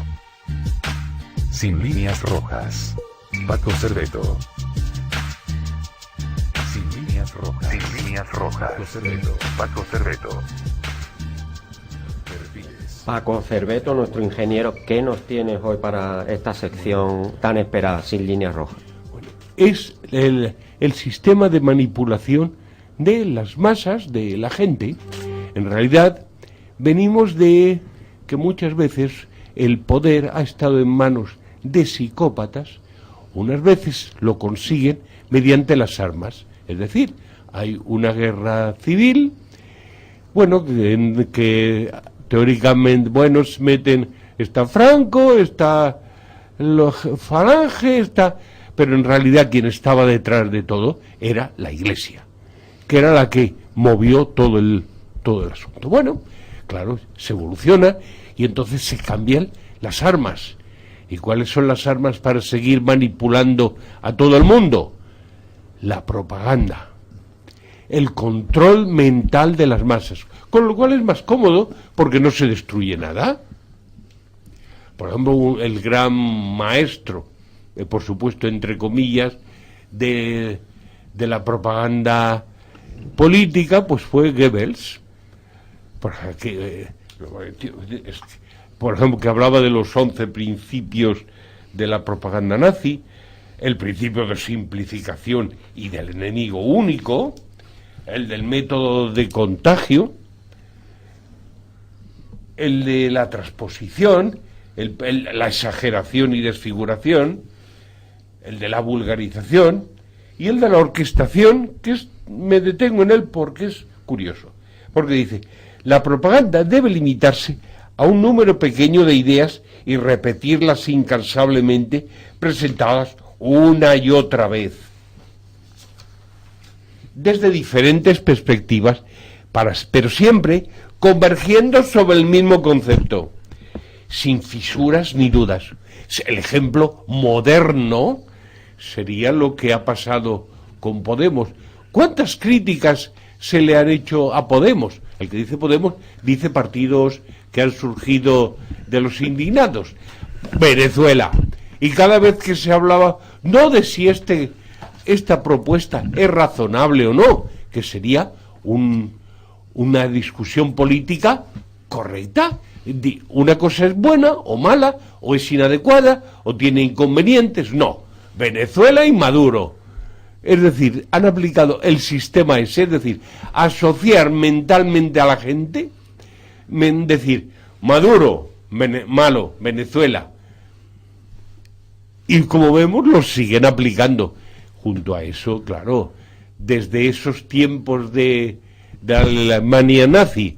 Hasta ahora han mejorado mucho las técnicas, han habido muchos avances científicos, pero siempre lo único que han pretendido, unos que creo que son psicópatas porque no saben vivir por sí mismos, sino que necesitan controlar y oprimir a los demás. Y luego dice, no, ¿y en Cataluña? Bueno, pues en Cataluña les va que todo el mundo tenga que hablar catalán. ¿Por qué? Pues porque resulta que Franco lo había oprimido. Estábamos hablando hace un rato con Miquel sobre la gramática, la utilidad. Sujeto, ¿quién oprimió? Franco y una serie de cómplices. El verbo, la acción, oprimir. Objeto, o sea, los que sufrieron, pues una serie de gente catalana parlante. Y llegamos, luego viene el cambio y ¿qué hacen? No, como Franco hizo esto, ahora nosotros vamos a hacer lo otro. Sujeto en esta nueva situación, pues los que han estado el PDCAT y compañía. El verbo, opresión, es decir, contra la libertad de expresión. Es decir, estamos que se están repitiendo los mismos fenómenos, pero que si hacemos un vulgar análisis de estos de los niños de gramática, se desnudan y se ve la esencia de lo que pasa. Ahí quedó la opinión de nuestro compañero Paco Cerveto. Pero Miquel, me lo he dejado. Sí. Vamos, no, bueno, vale. Discrepa, atácame. Sí, porque si no, me encuentro yo como si fuera un boxeador dándole golpes a un balón. Vamos a tener oportunidad de todos los contertulios que quieran sacar punta a tu opinión, pero me vais a permitir, con ayuda de Pau Borrás, que como quiera que añoro y echo de menos a nuestro compañero Balta, Gustavo Balta, voy a atreverme a presentar su sección, Lo que está sonando, y voy a tener el placer de poneros una canción de nuevo del sur de España, de lo nuevo de Pablo Alborán. Lo que está sonando, lo que está sonando, lo que está sonando. Gustavo Balta, Gustavo Balta. Lo que está sonando, lo que está sonando, lo que está sonando.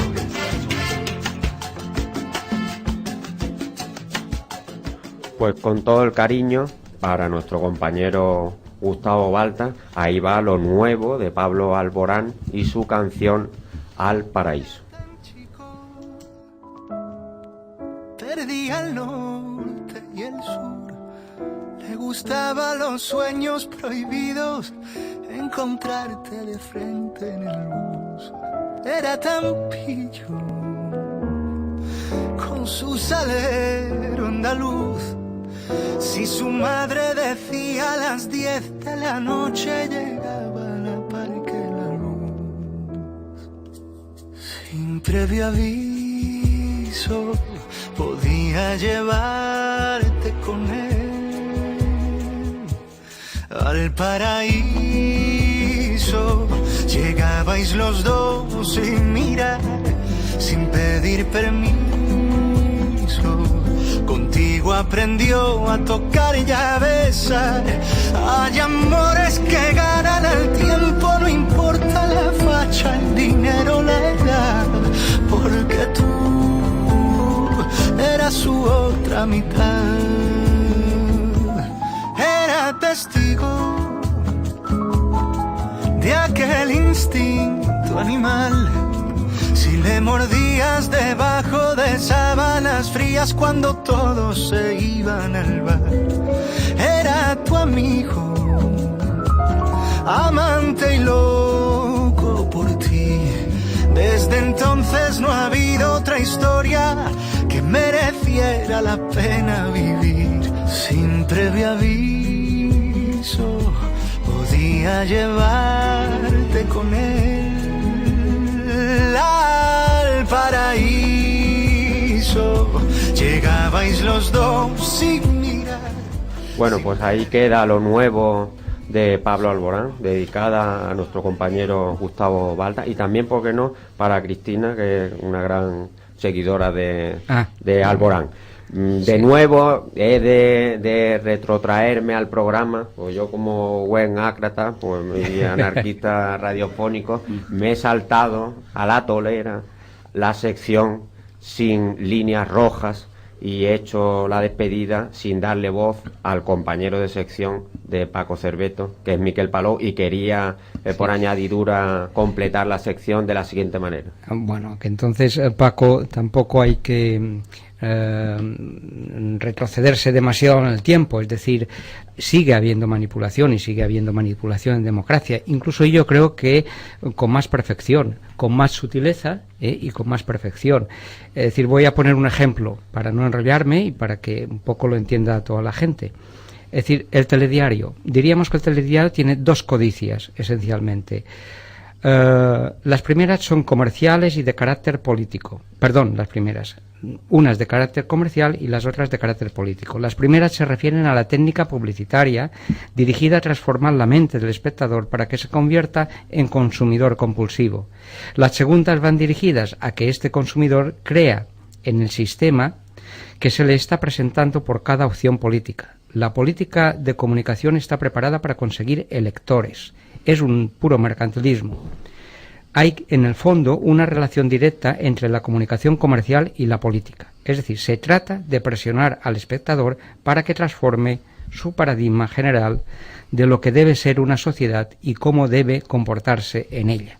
Y luego, para acabar, una cuestión que a veces pues se me pregunta o se confunde las personas, es decir, ¿por qué entonces la gente es tan fácil de engañar? Bueno, porque la información de calidad es menos fácil de entender que la manipuladora. La manipuladora bloquea la libertad, la otra no la bloquea.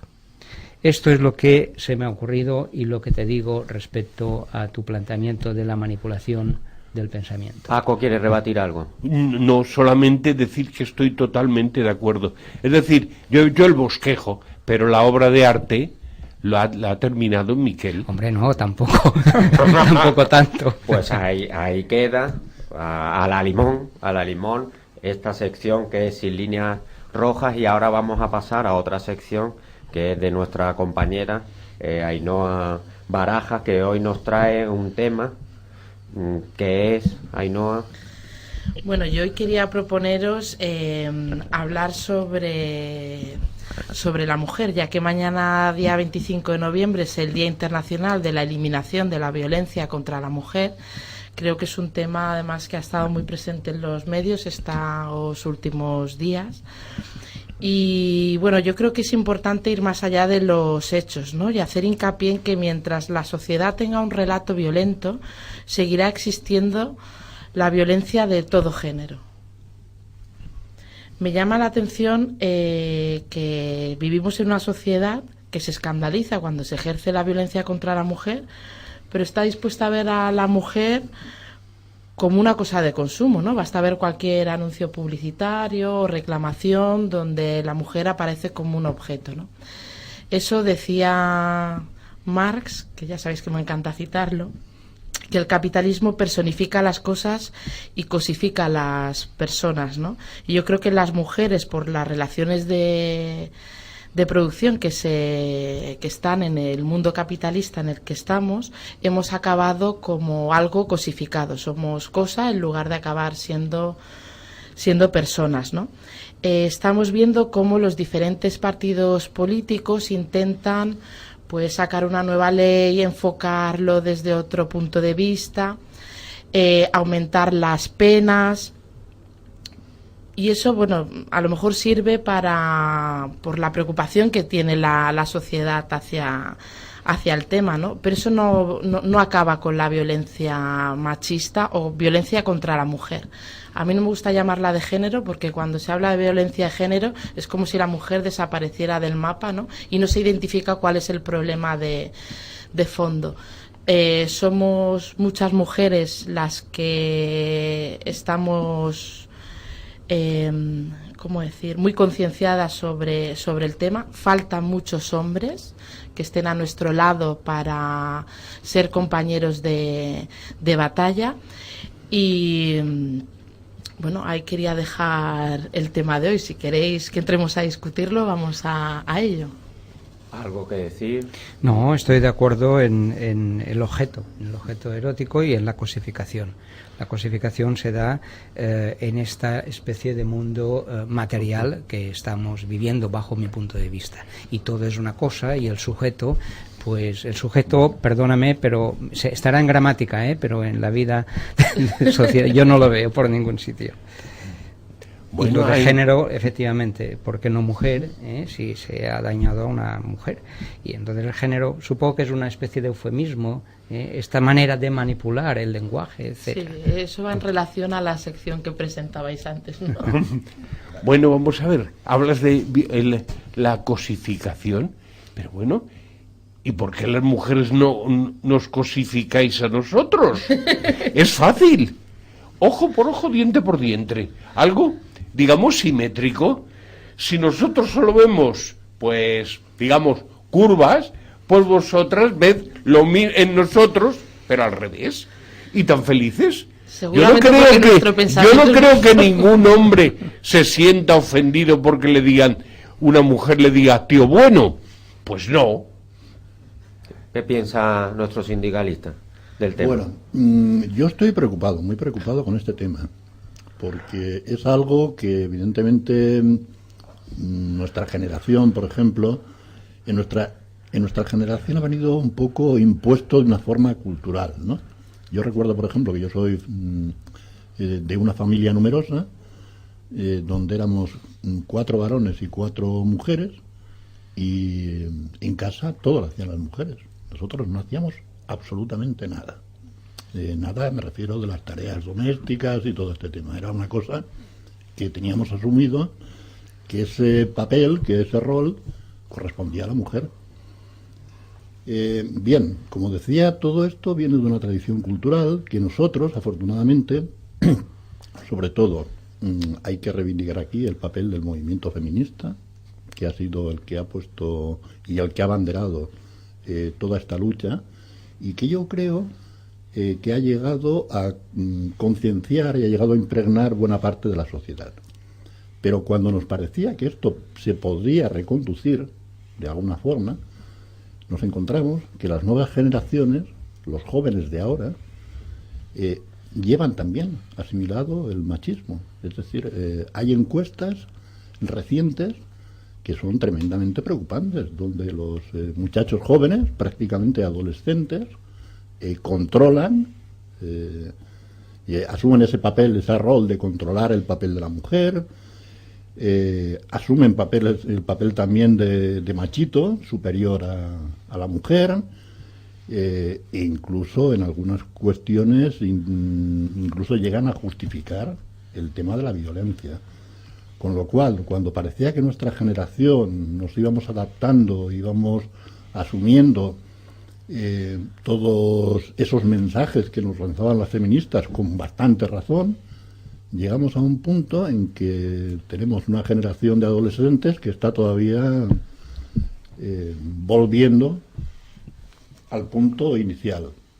Francisco quería decirnos algo, no obstante, yo te lanzo una pregunta y ya tú contestas si tienes a bien mi pregunta y luego la consideración. La está bocoteando. Que te estaba viendo que estabas inquieto por participar. Como docente, ¿tú visualizas, llevas a visualizar ese machismo en nuestros jóvenes? Sí, yo creo que sí. O sea, tiene razón lo que ha dicho. Es decir, yo soy más joven que él, pero nosotros hemos... Eso lo dices tú, lo que eres más joven. Luego no, pero lo que ha dicho, lo que ha dicho, evidentemente. Digo porque te has mirado con desafío. Yo soy un poco más joven que él.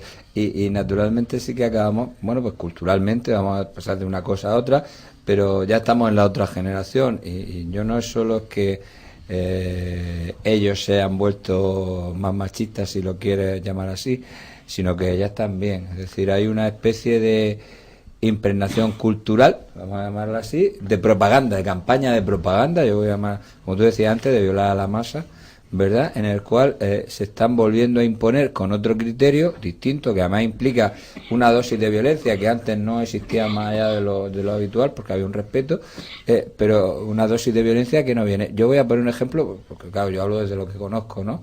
Y estamos hablando a niveles más bajos.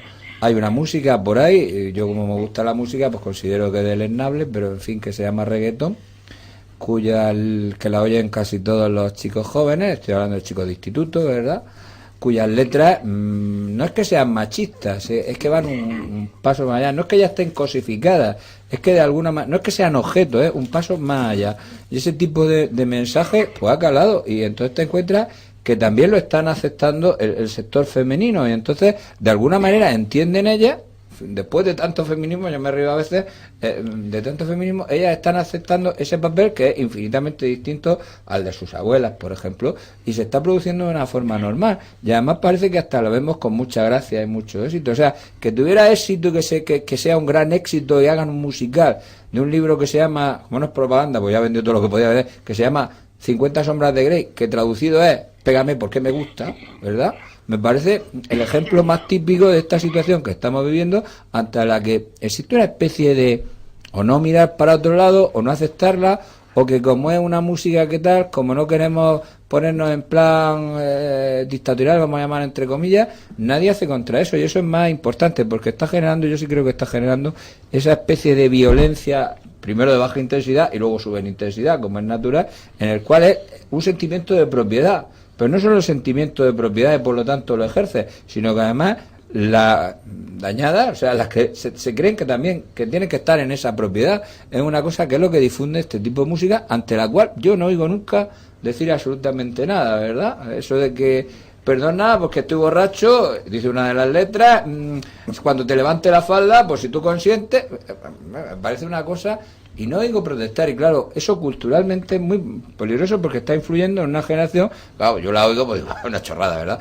Pero está influyendo, y creo que hay mucho de ese cambio que no se está percibiendo. Los legisladores están acostumbrados a que hacemos una ley y ya está todo solucionado, ¿verdad? Eso es la condición beatífica de la ley. Yo hago una ley, ahora, pues como no funciona, porque evidentemente no funciona, porque si no, no estaríamos hablando de esto, pues ahora cambio la ley, ya ahora voy a dar más dinero, ya ahora no doy dinero, ya ahora, pero al elemento de base no es la situación lamentable, tristísima, trágica que se produce una vez, sino lo que está alarmando es que probablemente, si seguimos así, dentro de unos años, eso es una situación casi cotidiana, ¿verdad? Porque es que lo que se está produciendo no era la cosificación, no, la propiedad, ¿verdad? Yo creía que es la propiedad sobre... En este caso sobre las mujeres. Yo estoy de acuerdo que eso de género me parece una chorrada. Es decir, usted, si no está hablando usted de género, usted está hablando de la violencia de la mujer, no déjese de género ni historia. Paco creo que quiere aportar. Sí, preguntarle a Ainhoa, vamos a ver. Efectivamente va un poco en la línea de Francisco. Y sabemos que bueno, que existe violencia contra las mujeres por parte de los varones. Pero ¿tú crees que una pareja que empiezan a salir, a juguetear, no se detecta el machismo del individuo? ¿Y por qué es las mujeres, o sea, un porcentaje de las mujeres se sienten atraídas por ese tipo de hombre? Bueno, yo creo que es una cuestión más cultural, es decir, vivimos en un país machista, donde el patriarcado es evidente, ¿no? Donde la mujer siempre ha tenido un segundo plano, inclusive las generaciones que nos hemos criado dentro de un marco más igualitario entre el hombre y la mujer, cuando empezamos nuestras vidas autónomas, pues seguramente a un compañero de trabajo hombre no le piden que le traigan el café, y a mí, que he sido becaria, sí que me lo han pedido, ¿no? Ese tipo de cosas, pues que entras en una discoteca y un chico dice, ay, qué chica más mona, y cuando pasa por al lado le toca el culo, son cosas que vamos sufriendo y que están impregnadas en la sociedad. A mí jamás se me ha ocurrido ver a alguien y estrujarle ni los pechos ni el culo, y son cosas que sí sufrimos las mujeres. Entonces, poco a poco son como pequeñas dosis que además lo tenemos que, no sé si aguantar, pero lo estándar es que eso es lo normal y es lo que hay, si te va bien, bien, y si no, no. Luego cuando uno empieza a defender la mujer, parece que si eres mujer lo tienes que defender, pero si eres hombre, eso del feminismo, uy, las feministas, ¿no? Como si fuéramos histéricas, gente loca. Entonces yo siempre hago el llamamiento a que los compañeros que nos gustaría tener de viaje en las calles, con las pancartas, no son solamente las mujeres, ¿no? Sino a esos compañeros que de verdad nos consideran como iguales. No sé si he respondido a la pregunta. Bueno, en realidad, lo que yo me he referido es que existe un porcentaje de mujeres, yo no sé si llamarlas masoquistas, que prefieren a los tíos bordes, hablando claro, que a los hombres normales, civilizados y educados. Mira, Paco, esto lo he oído muchas veces, lo he comentado, y en otra vez, sí, y hace poco una chica le decía a otra chica esto, mucho más mayor, y le decía, pero ¿por qué siempre te pasa lo mismo? Es decir, ¿por qué todos los novios resulta que se repite la misma escena de un enamoramiento y luego una violencia rotunda? Hay un perfil que yo no puedo decir el porcentaje, evidentemente, pero es sociopsicótico o psicoide, digámosle, que es este tipo de machismo. Que este perfil, ¿cómo actúa? Actúa con un gran esfuerzo para encandilar y conquistar, que la mujer, pues evidentemente se lo cree, llega un momento se lo cree, si efectivamente tiene... Una semana. Bueno. No se puede fingir más tiempo. Bueno, tú no eres mujer, tú no has experimentado, es decir, esto es difícil de decir. ¿Qué pasa? Que cuando efectivamente se ha conquistado esta persona, como el sociopsicótico ha gastado un montón de energía, como no le responda cada vez, se aburre y se venga. Entonces resulta que poco a poco se va aburriendo porque solo ha sido una conquista por interés exclusivamente sexual, y entonces cuando cae ese deseo sexual sin ningún tipo de interés por la persona, pues claro, se vuelve violento. Yo quisiera, perdóname, Santi, quisiera hacer una reflexión para compartir con vosotros y con Ainhoa, que es la siguiente. Está bien, creo yo, que se encorsete y que censuremos la cuestión cultural, ambiental, esos excesos y desmanes, pero es correcto desde parte del movimiento feminista que también se quiera encorsetar y censurar a la cuestión bioquímica, o sea, ese rol innato en la mujer de según qué cuestiones, como pueda ser el embarazo, el parir, esa protección, ese celo para con los hijos, también se ha de censurar. ¿O creéis que ya es radicalismo o histeria? Yo una matización por lo que tú dices. Yo he dicho sociopsicoide, quería decir sociopsicoide. ¿Qué quiere decir esto? Que no hay aquí, bajo mi punto de vista, no quiero manifestar ningún trastorno bioquímico.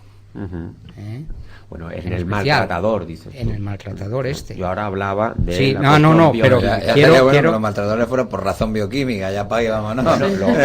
No me extrañaría que algún abogado al final encontrara esa razón, ¿verdad? Porque ya sería el colmo. Claro.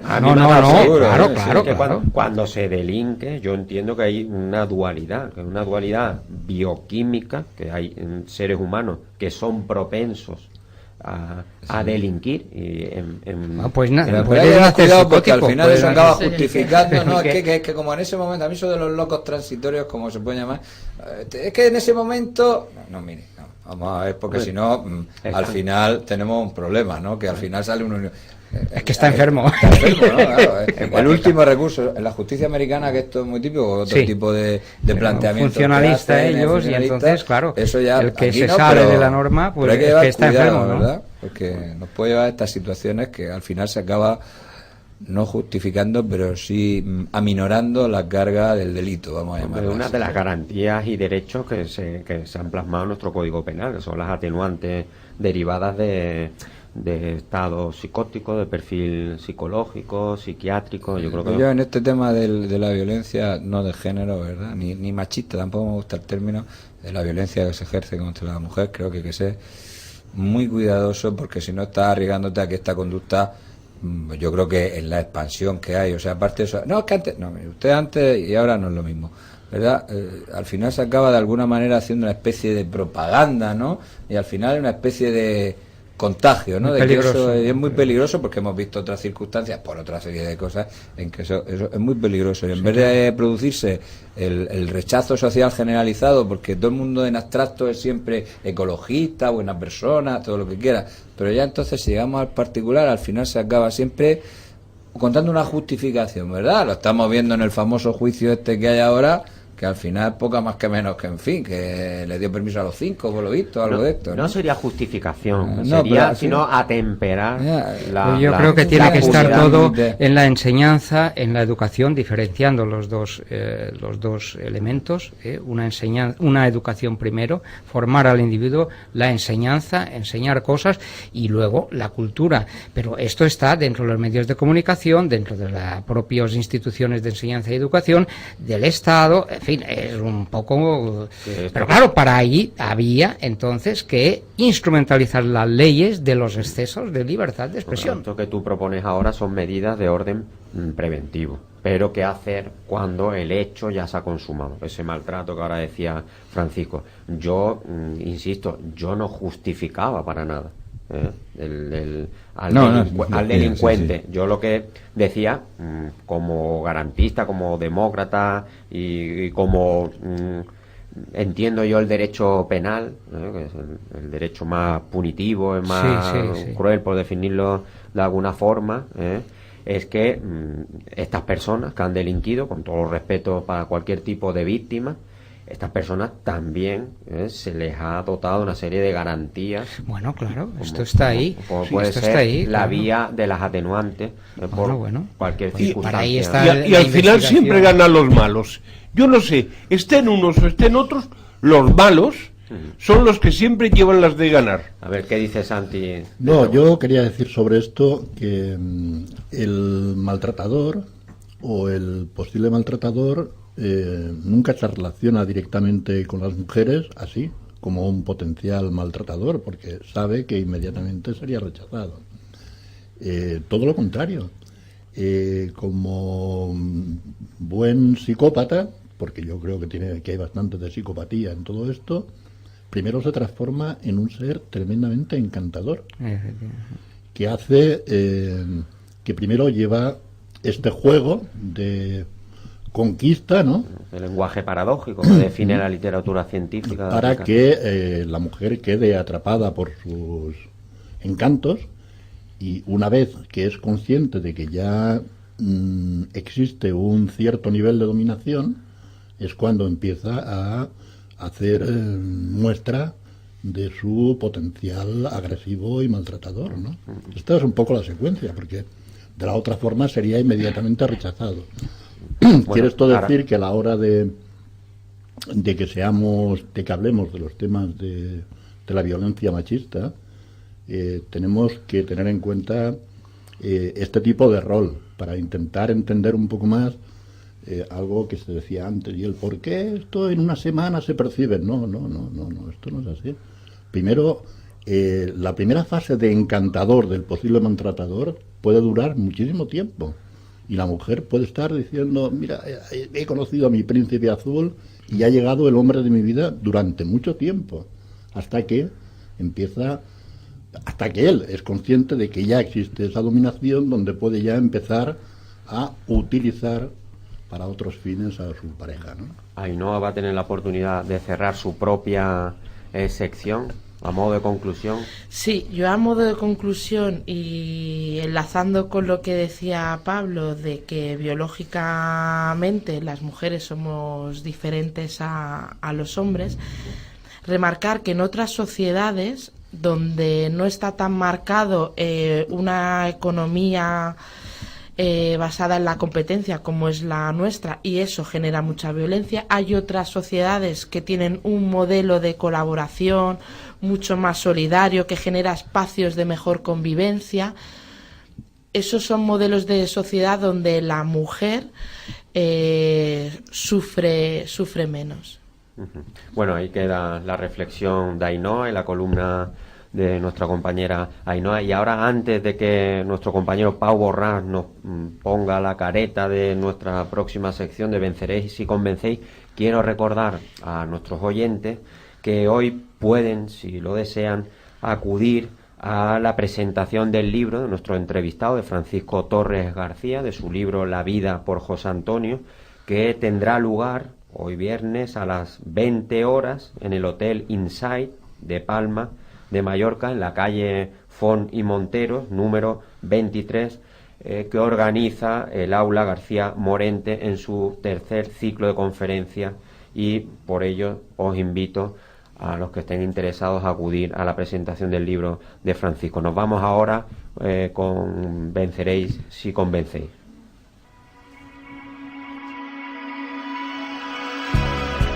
Venceréis si convencéis. Venceréis si convencéis. Venceréis si convencéis. Pablo Alonso de Caso Lozano, Fran Dalmau Reyes. Fran Dalmau Reyes, Pablo Alonso de Caso Lozano.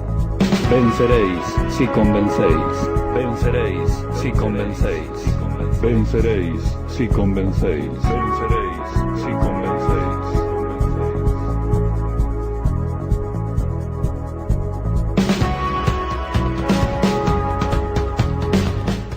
Bueno, hoy yo creo que se está alargando mucho el tema, pero la actualidad manda, y se ha propuesto, junto con Fran Dalmau, que lo disculpo, ha tenido que irse para poder conciliar su vida laboral, familiar y de ocio, ha tenido que ir a buscar a su niña al colegio, y hoy traemos en la sección la cuestión catalana de nuevo. A mí me gustaría hacer una reflexión, compartir con vosotros lo siguiente. ¿Ha valido la pena,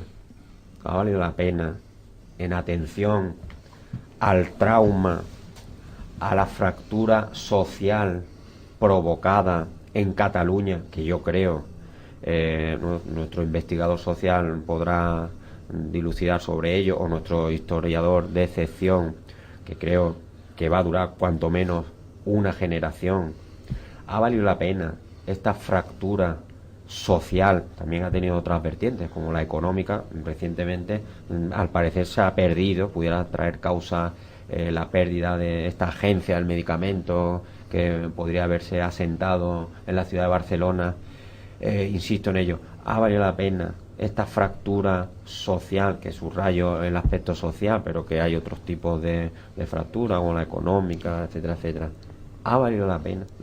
¿Podrían los independentistas haber presentado sus anhelos, su vocación, su aspiración de otra forma, en otro orden y acorde más democrático? ¿Qué pensáis vosotros y vosotros?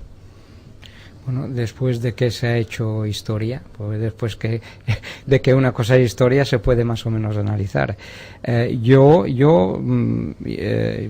fin, yo era más o menos simpático con el independentismo cuando empezó. Una vez que se ha hecho, uno puede decir que ha fracasado por ver a las personas y a los partidos. El uno que quizás se puede decir que es coherente es el señor Junqueras, porque está en la prisión y acepta la prisión y acepta todo, desde el punto de vista como individuo. Lo demás creo que sí que ha fracasado, incluso en mi apoyo en principio a los independentistas, porque decía, bueno, será una manera de remover la cuestión, de remover a los partidos estatalistas. Yo ya lo dudo porque efectivamente tú has dicho, vale la pena, claro, se ha hecho daño a la sociedad catalana. Entonces debo resignarme y decir que el planteamiento, el proyecto, la planificación, todo ha sido muy deplorablemente, se ha hecho mal. Santiago López, que no José Antonio Primo de Rivera, te tienes que decirlo, Santi. Bueno, estás en todo tu derecho de presentar la pregunta de esta forma, ¿no? De la forma ¿ha valido la pena? Pero claro, la forma de presentar el problema bajo esta pregunta condiciona un poco la respuesta y el enfoque, ¿no? Pues me ha condicionado a Tiene mí. trampa. A ver, Porque él defiende una postura y en función a esa ha hecho la pregunta. Ahora Ha sido una falacia aristotélica. No ha sido una falacia, No. ha sido Vale. intentando crear opinión. Desde Tú el sabes, mismo Pablo, que desde el aprecio y desde la cuestión de fomentar la crítica y el debate, ¿no? Yo creo que esa es una forma de presentarlo, y otra forma de presentarlo sería qué ha ocurrido en la sociedad catalana para que desde 2001-2002, en un espacio de menos de 15 años, yo llegué, lo digo porque yo creo que conozco bien el problema catalán, porque yo llegué, toda mi familia somos de Soria, pero llegamos a Barcelona a finales de los 60. En el 68 llegamos a Barcelona toda la familia.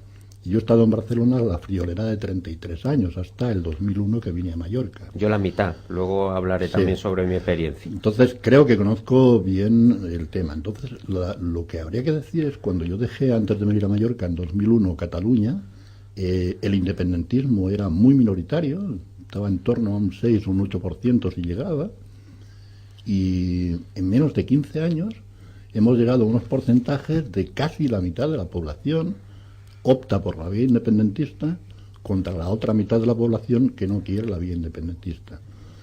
Entonces no es tan sencillo como contestar si ha valido o no ha valido la pena, si no intentamos analizar qué ha pasado en esa sociedad para que la mitad de su población se haya hecho independentista. Pues yo ahora, sin escudarme en esa presentación, yo voy a intentar fundamentar mi enfoque, y es el siguiente. Yo también he vivido en Barcelona, me llevaron, mejor dicho, tenía 2 años a Barcelona, fruto de un bienestar mejor, propio de los emigrantes desde Sevilla, y también conozco la idiosincrasia catalana, y yo entiendo, y por eso censuraba que no ha valido la pena al momento en el que hemos arribado. Creo que ha habido un trasfondo de egoísmo que quiebra ese principio de solidaridad interterritorial que nos hemos dado todos y lo hemos plasmado en la Constitución española. El leitmotiv puramente es económico. Por eso, que es algo que ha hecho mal Mariano Rajoy, que se ha seguido fumando un puro y ha dejado a los catalanes campar a sus anchas, los catalanes independentistas, con mensajes nimios como no bebáis cava, cuando el cava es más español, si cabe, que la tortilla de papas. Y yo creo que lo pernicioso, y enlazándolo con el tema que nos ha traído hoy Paco en su columna, ha sido que ha construido un mensaje dañino, espurio, el independentismo catalán, en pleno escenario de crisis, que ha convencido, ha dicho: España nos está robando, mientras tu hijo está en desempleo, mientras están ejecutados la hipoteca, mientras y ha calado, desgraciadamente ha calado, porque tiene muchas personas que desde el punto de vista sociológico e ideológico, pues cabe concluir qué hace esta persona apoyando esta corriente independentista, y yo creo porque ha sido convencido con demagogias políticas. No sé, nuestro historiador, si quiere opinar. Bueno, yo, sí, bueno, pues, a mí la verdad, bueno, yo soy historiador, por lo tanto ya me lo estudiaré cuando toque, ¿verdad? Sí, bueno, la verdad es que, en fin, las perspectivas no son halagüeñas si mira hacia atrás, ¿verdad? Porque todos estos experimentos que llevan haciendo pues, desde el siglo XVI no parece que vayan muy bien. Pero dejando a un lado, a mí no me preocupa tanto. Yo creo que en fin, que ha habido una retroalimentación con la parte de lo que se ha dejado hacer, de lo que es la penetración en la masa, lo que ha sido, en fin, educar a unas generaciones para el independentismo, pero eso ya está hecho. Es decir, podemos buscar los culpables. A mí me preocupa esta aplicación del 155, que no ha sido tal aplicación, sino simplemente una convocatoria de elecciones, para unas elecciones que no sé muy bien cuál va a ser el resultado, porque claro, estas cosas se hacen para algo, pero estas son las primeras que se hacen para no sabemos qué. Porque hombre, las encuestas suelen tener un índice de variación, pero los índices de variación son más o menos, y claro, cuando tienes 4 o 5 partidos que pueden salir con representación parlamentaria y por lo tanto los diputados últimos se van a adjudicar por una nada de votos, pues nos vamos a encontrar el día 22, el día de la lotería, con que nos caiga la lotería. Es decir, no creo que sea muy distinto el Parlamento. O sea, a mí estas chorradas que dice el señor Albiol, con todo mi respeto, es que los constitucionistas, bueno, pero si vamos a sacar más que los otros, bueno, depende de cómo los cuente, claro. Al final, ¿y usted cómo va a hacer esto? Pues no lo sabemos. ¿Y ustedes qué van a hacer? No sabemos. Y si ganan los otros, pues tampoco sabemos lo que vamos a hacer. Entonces, explíquenme qué van a hacer. Eso yo creo que es el principal problema, porque hasta ahora, salvo que van a haber elecciones, no sabemos cuál va a ser el problema. Yo entiendo que los independentistas pues querrán ser independentistas si ganan. Hombre, si perdieran por goleada, ¿verdad? Pero no parece que eso vaya a pasar. Y lo otro es qué problema tiene. Bueno, Mariano no lo sabemos, ¿verdad? Eso lo sabemos. Todavía los de Ciudadanos podemos tener más claro lo que quieren hacer, pero tampoco el otro no se va a aliar nunca, ya lo ha dicho, con los de Ciudadanos para que el otro gobierne, con lo cual, mire usted, eso en el mejor de los casos, ¿verdad? Por lo tanto, explíqueme para qué ha hecho usted esto, porque yo entiendo que si uno pone un artículo, interviene en la Generalidad y hace no sé qué, pues todavía a uno le gustará más, menos, pero ya sabemos para qué lo ha hecho. Pero esto es una cosa que el día 22 nos podemos levantar con que nos toca a todos de verdad la lotería. Sí. Y esto es lo que a mí me pasma, y la irresponsabilidad creo evidente. Yo creo que este es el problema que no se está debatiendo en todos estos debates que hay, ¿no? Siempre miramos para atrás, eso ya está hecho, Junqueras está en la cárcel y saldrá, el otro vendrá o no vendrá, etcétera. Pero ¿qué va a pasar el día 21 y qué quieren hacer después? Pues en esta campaña inexistente, porque no es una campaña que estamos viendo en Cataluña, que están en la calle, los mítines, no sabemos las propuestas, no sabemos nada. Por lo tanto, me temo que nos va a tocar la lotería el día 22. Pues 1 minuto para Ainhoa, otro minuto para Santi. Bueno, yo ya he dicho que la pregunta que habías planteado era una pregunta trampa. Yo creo que no ha sido un fracaso lo que se ha planteado. El pueblo necesitaba expresar lo que pensaba. Cuando decimos que hay demagogia, yo creo que todos los partidos intentan convencer al mismo pueblo, ¿no?